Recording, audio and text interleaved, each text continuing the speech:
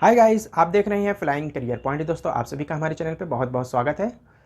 दोस्तों, हमारे चैनल के कमेंट बॉक्स में बहुत सारे क्वेश्चन आ रहे थे कि जो यूपी में सीडीपीओ का सिलेक्शन का प्रोसेस है, उसका पूरा प्रोसेस क्या है, उसके विषय में बताया जाए। कैसे तैयारी करना है, कौन सी किताबें पढ़ना है और एग्ज़ाम का जो पैटर्न क्या होता है, उसके कितने स्टेप होते हैं एग्ज़ाम के, उसके विषय में हमको डिटेल में बताया जाए। तो चलिए आइए शुरू करते हैं और इसके विषय में डिटेल में हम लोग बात करते हैं। तो देखिए, जो सीडीपीओ का एग्ज़ाम होता है वो एग्ज़ाम पीसीएस का एग्ज़ाम होता है। आप लोगों को यूपी में जो एग्ज़ाम होगा वो पीसीएस के तहत आप लोगों को पूरा जो है सिलेक्शन जो होगा वो पीसीएस एग्ज़ाम के तहत होगा। यानी कि जो ये वैकेंसी होती है ये पीसीएस एग्ज़ाम के अंडर में आती है। तो इसको लोक सेवा आयोग प्रयागराज यूपी में इसको संपन्न कराता है।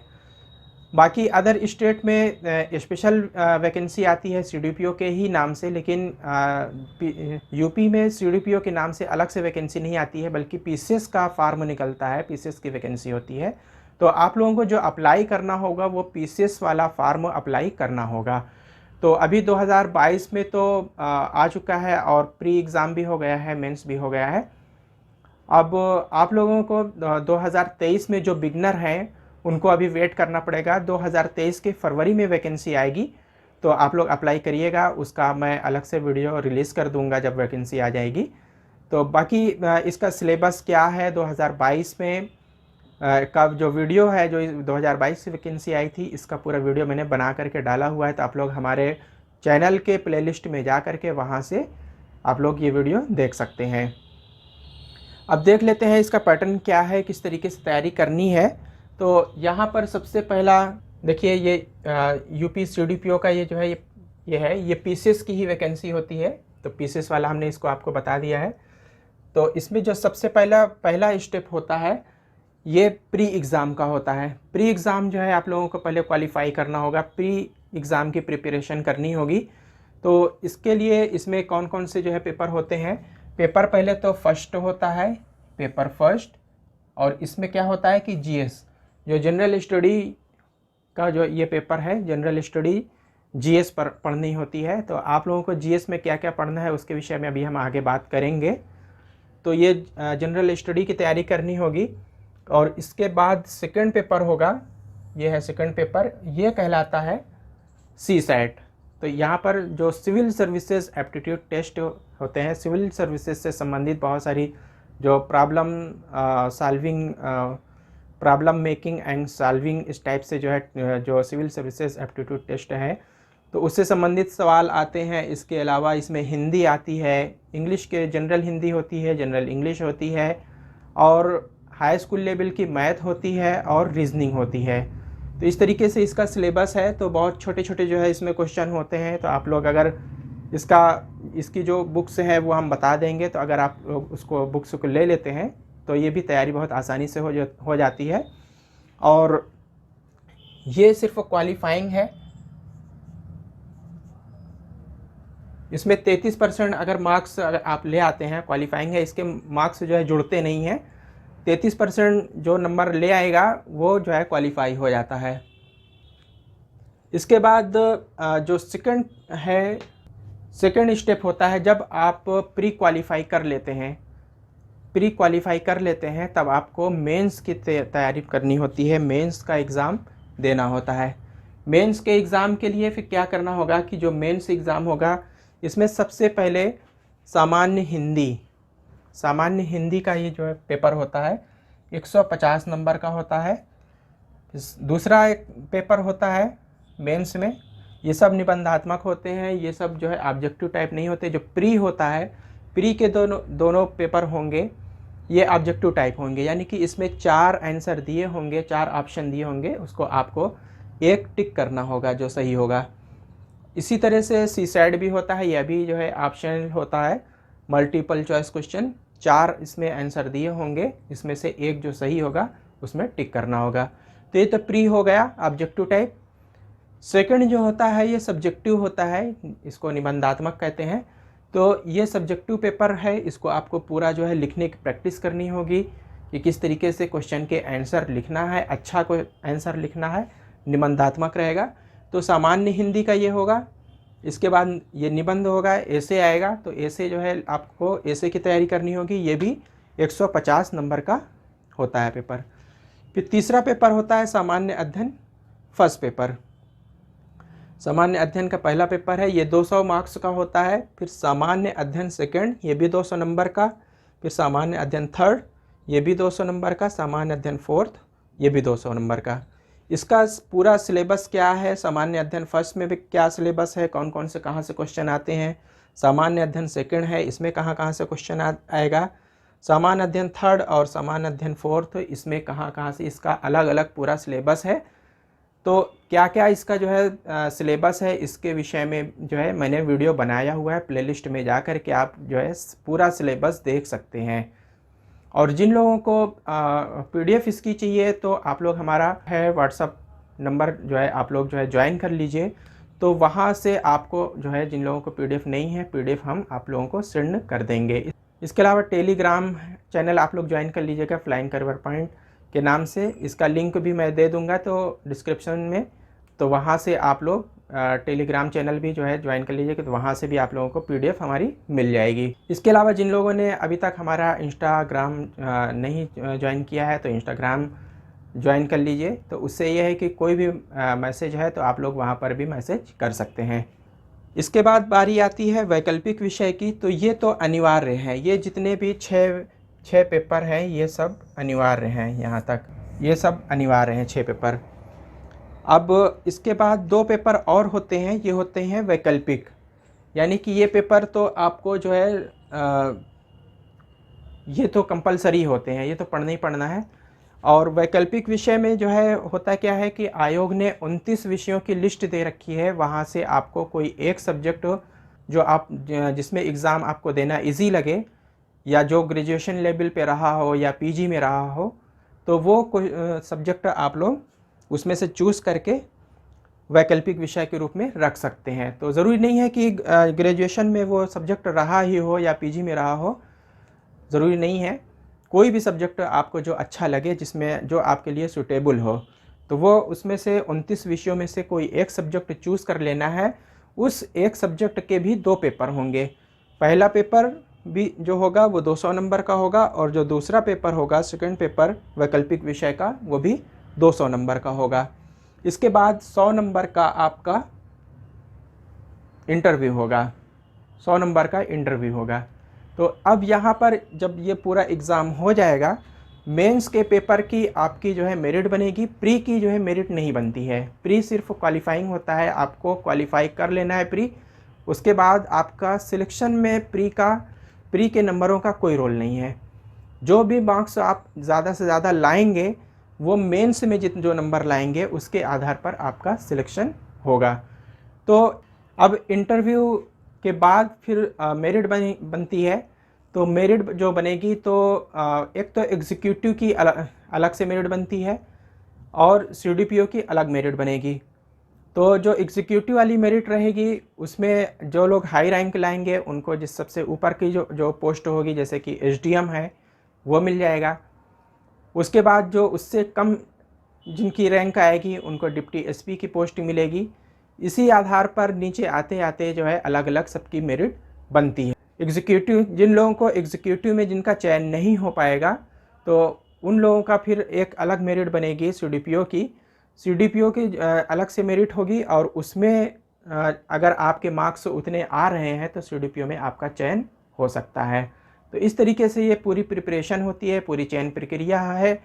और अब इसमें कौन कौन सी बुक्स पढ़ना है उसके विषय में हम लोग बात कर लेते हैं। अब इसके बाद बुक्स की बात कर लेते हैं। तो इतिहास के विषय में, इतिहास की जो बुक है उसके विषय में हम लोग बात करेंगे।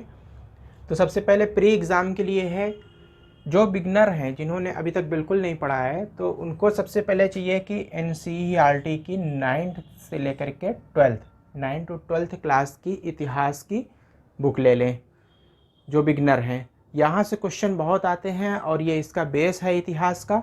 तो अगर आप लोग जो है ये किताब ले लेते हैं, NCERT की जो बुक्स हैं 9 to 12th तक, तो आप लोगों को बहुत हेल्प मिलेगी। इसके अलावा KC श्रीवास्तव की बुक आती है प्राचीन भारत का इतिहास। ये इन्होंने बहुत डिटेल में लिखा है और कोई भी क्वेश्चन यहाँ से छूटता नहीं है। जितने भी क्वेश्चन आते हैं मैक्सिमम इनकी बुक्स से फंस जाते हैं और सारे फैक्ट इनकी बुक में दे रखे हैं और बहुत ही विस्तार में समझाया भी है। तो केसी श्रीवास्तव प्राचीन भारत का इतिहास जो है इस एग्ज़ाम के लिए बहुत ज़रूरी है। आप लोग अगर ले सकें तो बहुत अच्छा रहेगा, बहुत अच्छी प्रिपरेशन हो जाएगी। इसके अलावा एक और हैं एस.के. पांडे, एक ये हैं एस.के. पांडे। इनकी 3 वॉल्यूम में बुक आती है, प्राचीन भारत का इतिहास, फिर मध्यकालीन भारत का इतिहास और आधुनिक भारत का इतिहास। इस तरीके से ये 3 वॉल्यूम में इनकी आती है। ये प्री एग्ज़ाम के लिए दोनों बुक बहुत ही ज़रूरी है। अगर आप लोग ये ले लेते हैं तो बहुत अच्छी प्री की इतिहास की प्रिपरेशन बहुत अच्छी हो जाएगी। मेंस के लिए है, मेंस एग्ज़ाम के लिए हम बात करेंगे कि आर.एस. शर्मा की ये बुक आती है, भारत के प्राचीन अतीत। ये मेंस एग्ज़ाम के लिए बहुत अच्छी बुक है। ये अगर आप लोग ले लेते हैं तो बहुत अच्छी प्रिपरेशन हो जाएगी। इसके अलावा सतीश चंद्रा की आती है मध्यकालीन भारत का इतिहास। इन्होंने बहुत अच्छा डिटेल में लिखा है और बहुत ही विस्तार से है और कॉन्सेप्ट बहुत अच्छा दिया हुआ है। इसके अलावा विपिन चंद्रा की एक बुक आती है, यह है आधुनिक भारत का इतिहास। विपिन चंद्रा, सतीश चंद्रा की मध्यकालीन भारत का इतिहास और विपिन चंद्रा की आधुनिक भारत का इतिहास, ये ले लेते हैं। इसके अलावा एक स्पेक्ट्रम की बुक आती है, उसमें पूरा डिटेल में आधुनिक भारत का इतिहास के विषय में पूरा डिटेल में दिया हुआ है।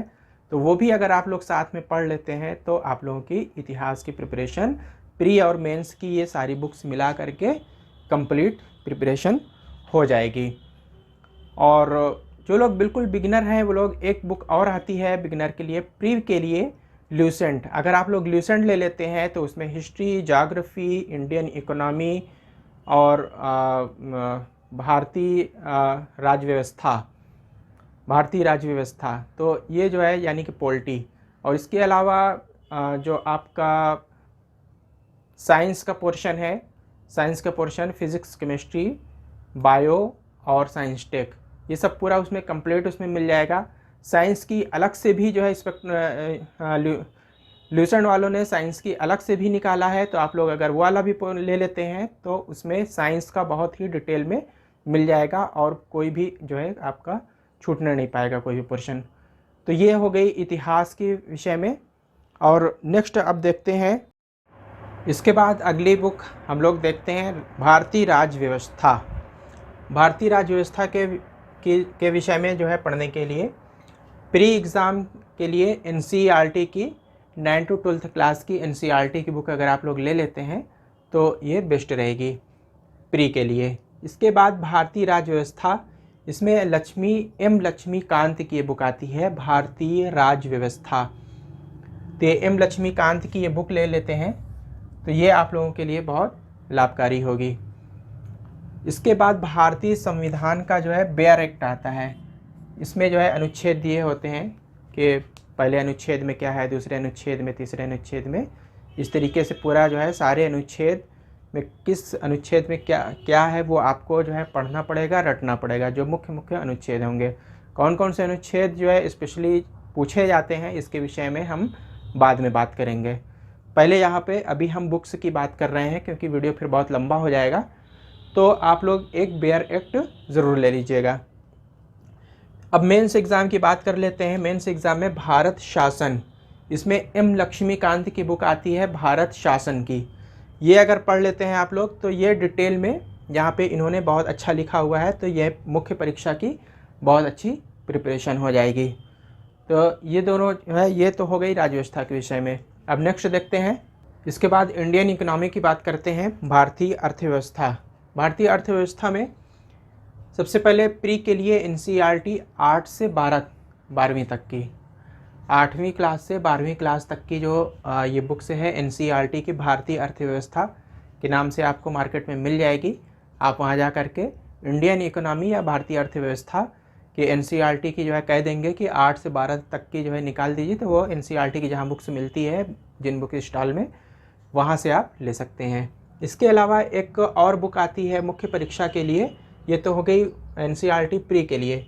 मुख्य परीक्षा के लिए भारतीय अर्थव्यवस्था, इसमें पहले एक राइटर हैं रमेश सिंह और दूसरे हैं लाल एंड लाल। ये इनके नाम से ये बुक आती है, लाल एंड लाल के नाम से, और एक रमेश सिंह से। ये दोनों अलग अलग बुक हैं, दोनों में से कोई भी आप चाहे तो एक ले लीजिए, 2 ले लेंगे तो और अच्छा रहेगा, वरना कोई एक अगर ले लेते हैं तो आपका काम चल जाएगा। इसके अलावा प्रतियोगिता दर्पण की आती है अर्थव्यवस्था अतिरिक्तांक। तो जो कंपटीशन बुक हाउस होते हैं वहाँ अगर आप जाकर के मांगेंगे कि हमें प्रतियोगिता दर्पण की अर्थव्यवस्था अतिरिक्तांक की हमें बुक्स चाहिए, तो वो आपको ये बुक दे देंगे। तो इस तरीके से ये आपके ये जो है पूरी सारी किताबें अगर आप जो है प्री एग्ज़ाम से शुरू करेंगे तो प्री में भी काम आ जाएंगी। ये रमेश सिंह, लाल एंड लाल और प्रतियोगिता दर्पण की अर्थव्यवस्था अतिरिक्तांक, ये सब प्री और मेंस दोनों में काम करेगी। तो बहुत अच्छी बुक्स हैं, या आप लोग ले सकते हैं। इसके बाद गाइस भूगोल के विषय में बात कर लेते हैं। तो भूगोल के विषय में आप लोगों को भूगोल और पर्यावरण, ये पर्यावरण मिला करके आप लोगों को पढ़ना है। भूगोल के साथ साथ पर्यावरण का भी अध्ययन करना है। तो इसके लिए आप लोगों को सबसे पहले प्री के लिए NCERT की 9 to 12 भूगोल एवं पर्यावरण के नाम से जो है बुक्स आती है। तो 9 to 12 की जो है ज्योग्राफी और इन्वायरमेंट की अगर आप लोग मांग लेते हैं तो आपको जहाँ जिस बुक स्टॉल में NCERT की बुक्स मिलती हैं वहाँ से आप परचेज़ कर लेते हैं, और ऑनलाइन भी डाउनलोड कर सकते हैं। ऑनलाइन भी आप लोगों को ये बुक्स मिल जाएंगी। आप लोग गूगल करेंगे तो NCERT बुक्स डालेंगे तो उसमें बहुत सारी बुक्स रहती हैं। बाकी जिन लोगों को मार्केट में प्रोवाइड हो जाए आप लोग मार्केट से परचेज़ कर सकते हैं, बहुत अच्छा रहेगा। इसके अलावा एक बुक आती है ल्यूसेंट की GS यानी कि जनरल स्टडी। जनरल स्टडी की ल्यूसेंट की लेंगे जब जनरल स्टडी, तो उसमें हिस्ट्री, ज्योग्राफी, इंडियन इकोनॉमी और पॉलिटी और साइंस, ये सब जो है एक ही बुक में जो है इंक्लूड रहेगा, वो ले लेंगे तो आप लोगों को A to Z उसमें GS का पूरा मिल जाएगा। इतनी मोटी आती है, बहुत ज़्यादा मोटी नहीं होती है, और मेरे ख्याल से 100-150 रुपये के आसपास ये बुक होती है। उसमें 4-5 सब्जेक्ट एक साथ ही मिल जाएगा। तो जो बिगनर हैं, अभी तक जो है शुरू नहीं किया है या शुरू करने जा रहे हैं जनरल स्टडी के लिए, तो वो लोग ये जो है ल्यूसेंट की ले सकते हैं, प्लस NCERT आप लोग पढ़िए। यहाँ से शुरुआत करेंगे तो जनरल स्टडी की अच्छी प्रिपरेशन हो जाएगी। मेंस की बात कर लेते हैं। तो इसमें आती है महेश कुमार बर्नवाल की भूगोल एक व्यापक अध्ययन। ये आप लोग जो है महेश कुमार बर्नवाल की ये बुक आती है। ये बहुत अच्छी है और बहुत डिटेल में इन्होंने मेंस के पर्पज़ से इन्होंने बहुत अच्छा डिटेल में लिखा हुआ है। तो ये बुक अगर आप लोग ले लेते हैं तो प्री के लिए आपका ल्यूसेंट काम कर जाएगा, प्लस NCERT, और मेंस के लिए महेश कुमार बर्नवाल। वैसे एक राइटर और हैं खुल्लर, इनकी 2 वॉल्यूम में आती है, वॉल्यूम 1 और वॉल्यूम 2। अगर ये भी जो है अगर आप लोग ले लेते हैं तो बहुत अच्छा है, नहीं लेते हैं तो भी महेश कुमार बर्नवाल की पढ़ लेंगे तो आपका मेंस की प्रिपरेशन हो जाएगी। नेक्स्ट है विज्ञान एवं प्रौद्योगिकी। प्री के लिए है NCERT की 9 to 12 साइंस एंड टेक्नोलॉजी। तो एक तो ये 9 से 12वीं क्लास तक की साइंस एंड टेक्नोलॉजी की, विज्ञान एवं प्रौद्योगिकी की आप लोग ले सकते हैं। और करंट अफेयर से इसके अलावा करंट में बहुत सारी चीज़ें आती हैं, नए जो है आविष्कार आते हैं, नई खोज होती है, मिसाइल कौन सी नई लॉन्च हुई, और डिफेंस के क्षेत्र में कौन कौन से जो है जैसे फाइटर प्लेन है या कोई पनडुब्बी है, ये सारी चीज़ें जो है आप लोगों को साइंस एंड टेक्नोलॉजी में पढ़ना है तो सब करंट अफेयर्स में जो है आप लोगों को मिल जाएगा। करंट अफेयर्स की मंथली बहुत सारी पत्रिकाएं आती हैं, घटना चक्र की है, प्रतियोगिता दर्पण है, या इनके अलावा बहुत सारी आती हैं। कोई भी पत्रिका अगर आप लोग ले लेते हैं तो उससे आप लोगों का करंट अफेयर्स का ये साइंस एंड टेक्नोलॉजी प्री का जो है ये प्रिपरेशन हो जाएगी। मेंस के लिए है इसमें टाटा मैग्रा हिल्स की जो है साइंस एंड टेक्नोलॉजी की आती है। Tata McGrath hills TMH short में बोलते हैं, TMH, ये TMH की है। तो ये TMH की ले लेते हैं तो आप लोगों की जो है मेंस की बहुत अच्छी प्रिपरेशन हो जाएगी। इसके बाद करंट अफेयर्स के लिए जो है करंट अफेयर्स के बहुत सारे क्वेश्चन आते हैं, तो उसके लिए न्यूज़पेपर आप लोगों को पढ़ना है। इसके लिए आप हिंदुस्तान पढ़ सकते हैं, बहुत अच्छा पेपर है। जिनको ये अवेलेबल ना हो पाए, अमर उजाला, दैनिक जागरण, कोई भी जो भी हिंदी पेपर, इंग्लिश पेपर, जो भी आप लोग पढ़ना चाहें आप लोग कोई भी एक पेपर पढ़ सकते हैं। इसके बाद एक और बुक आती है भारत के नाम से, सूचना प्रसारण मंत्रालय के द्वारा जो है प्रकाशित की जाती है, भारत सरकार के द्वारा। तो ये मार्केट में बहुत आसानी से अवेलेबल रहती है और इसके बहुत सारे शार्ट्स जो है समरी की हुई भी बुक आती है, क्योंकि ये भारत जो आती है बहुत मोटी होती है, इसमें कम से कम 500-700 पेज के आसपास होते हैं। तो इसका शार्ट भी आता है, समरी आता है। इसमें राजू के नाम से जो है, राजू के राइटर हैं, तो राजू वाली अगर आप लोगों को मिल जाती है तो बहुत अच्छा काम करेगा, बहुत अच्छा समरी करके लिखा हुआ है। तो ये एक भारत जो है आप लोगों को लेना पड़ेगा। ये हर साल प्रकाशित होती है, वही मार्च अप्रैल के बीच में।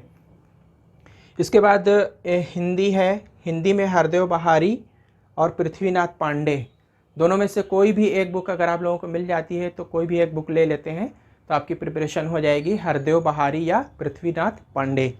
इसके बाद निबंध के लिए है आप लोगों को यूनिक प्रकाशन दिल्ली का जो है ये आता है, या फिर इलाहाबाद प्रकाशन का। दिल्ली वाला मिल जाए या इलाहाबाद वाला मिल जाए, कोई भी जो है यूनिक प्रकाशन का निबंध की बुक आती है, यूनिक प्रकाशन की। आप मांग लेंगे कि निबंध की यूनिक प्रकाशन की हमें दिल्ली वाला मिल जाए, दिल्ली प्रकाशन जो दिल्ली से प्रकाशित होता है या इलाहाबाद प्रयागराज से प्रकाशित होता है। तो दोनों में से कोई भी मिल जाए तो आप लोग ये निबंध के लिए जो है बुक ले लीजिएगा यूनिक प्रकाशन की। इसके अलावा सी सेट के लिए जो है प्री में जो सी सेट आता है उसके लिए आप लोग घटना चक्र की 5 या 6 वॉल्यूम में जो है अलग अलग आती है, जिसमें सिविल सर्विसेज एप्टीट्यूड टेस्ट, जिसमें प्रॉब्लम सॉल्विंग, रीजनिंग का अलग से है, मैथ का अलग से है, हिंदी का अलग वॉल्यूम है, और English, general Hindi, general English, इनका सबका अलग अलग वॉल्यूम बना करके जो है ये हर साल घटना चक्र वाले निकालते हैं। पत्रिका पतली पतली पत्रिका होती है, तो 100 रुपये के आसपास ये आती है। तो 500-600 रुपये में ये आपको 5-6 वॉल्यूम आपको कंप्लीट मिल जाएगा। तो दोस्तों इस तरीके से ये इतनी बुक्स होती हैं, ये सारी बुक्स जो है जो मैंने आप लोगों को बताया। इनके अलावा भी बहुत सारी बुक आती है, लेकिन बहुत सारी बुक्स आप लोग ख़रीदने में सब लोग सक्षम नहीं हो पाएंगे, तो ये बहुत समरी करके इसको मैंने बताया है। जो जिन लोगों को बहुत सारी बुक्स ना भी अवेलेबल हो पाए, ना भी खरीद सकें, तो फिर आप लोग ल्यूसेंट ज़रूर पढ़ लीजिएगा, ल्यूसेंट ज़रूर ले लीजिएगा। तो ल्यूसेंट में पूरा समरी करके दिया हुआ है, आपका प्री बहुत आसानी से मिल जाएगा। बाकी जो मेंस के लिए बुक बताया है वो मेंस तो आप लोगों को पढ़ना ही पड़ेगा। तो धीरे धीरे जो है करके आप लोग किसी भी तरीके से अगर आप प्रिपरेशन करना चाहते हैं तो ये बुक्स आप परचेज़ करिए, एक एक दो दो करके, और इसका कलेक्शन इकट्ठा करिए, अच्छे से पढ़िए, प्रिपरेशन करिए। बाकी आगे जो है हम आगे वीडियो में लेकर के आते रहेंगे कि मुख्य परीक्षा के लिए कैसे लिखना है, कैसे प्रिपरेशन करना है, बाकी डिटेल हम आगे लेकर के आएंगे। तो दोस्तों आप लोगों को ये हमारा वीडियो कैसा लगा, पसंद आया हो तो लाइक कर दीजिएगा। जिन लोगों ने अभी तक हमारे चैनल को सब्सक्राइब नहीं किया है दोस्तों, आप लोग हमारे चैनल को सब्सक्राइब कर दीजिएगा, प्लस आप लोग बेल का आइकन बराबर में लगा हुआ है, बेल के आइकन को भी प्रेस कर दीजिएगा।